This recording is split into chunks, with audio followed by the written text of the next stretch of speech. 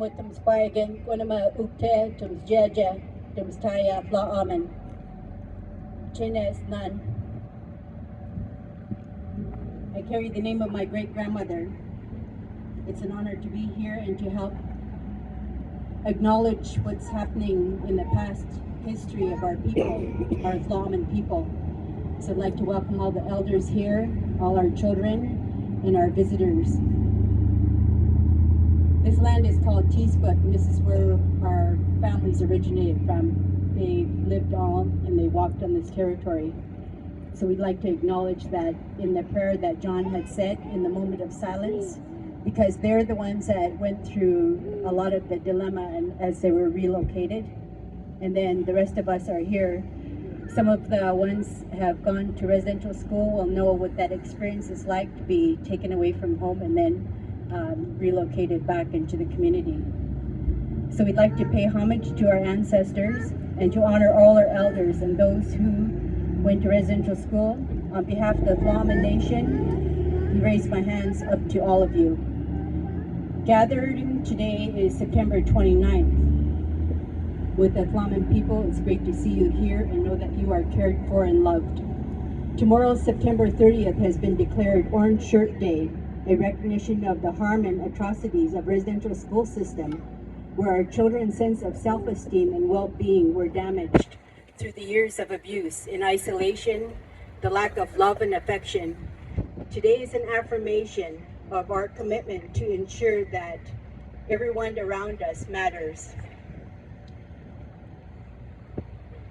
Our children, parents, and grandchildren, and all our relations.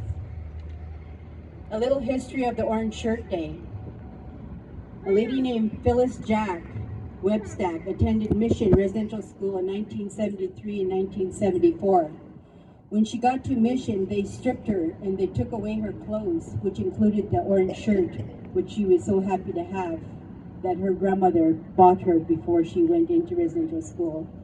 And she couldn't understand why they would take something like that away from her and she'd never seen it again. Reflecting back, the color orange always reminded her of those feelings that she never mattered. How no one cared and she was worth nothing. All of the children suffered. Some of you may share that same story of her story, like no one cared. Phyllis came from Dog Creek and lives in Williams Lake and is married and has one child and stepchildren and 16 grandchildren now. She's the founder of the ambassador for the Orange Shirt Society now. She has been proactive in reaching out to many First Nations people. She's written books. She's attained a business administration diploma, among other educational endeavors. Phyllis, through public relations, built across North America, or she's asked everybody across North America to wear an orange shirt on September 30th to show the support, or better yet, to attend a gathering or to organize a community event. We have been proactive as a people in the Orange Shirt Day for the past 3 years, since the news of the 215 children grave sites were found, which was tragic news. And there's still more written up here above. I think it's over 1,000 people now, children that were found. Tomorrow, September 30th, has been deemed National Day of Truth and Reconciliation to honor our children who never returned home and the survivors of residential school, as well as their families and communities. It will be public commemoration to the tragic and painful history and the ongoing impact of residential school as a vital component of reconciliation process. Tomorrow is deemed a federal statutory holiday created through the legislators' amendments by the Parliament. So just to recognize where the orange shirt came from and how it became deemed as a stat holiday now. And it's kind of hard for us to be standing here all together, but we know that as a people, we're standing here proudly to represent our families who have walked before us and to stand here for a future generation of our children. I wanted to say a few words about that just so that people, I know that we learn through listening, and we sometimes have to say the story over and over and over again. I remember as a kid, our parents telling us, teaching of our ta'u, and they kept telling us and telling us our virtues, talking about virtues. Be mindful and be respectful, honor your elders.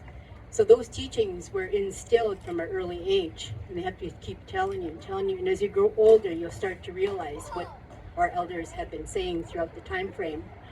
So I wanted to share a bit about that and to acknowledge that the territory we stand on is a Fama nation. I think people still have a hard time figuring all this out. This is where I was born, somewhere around here where the old hospital was. I don't want to tell you how old I am, but many of you are probably born here too, somewhere.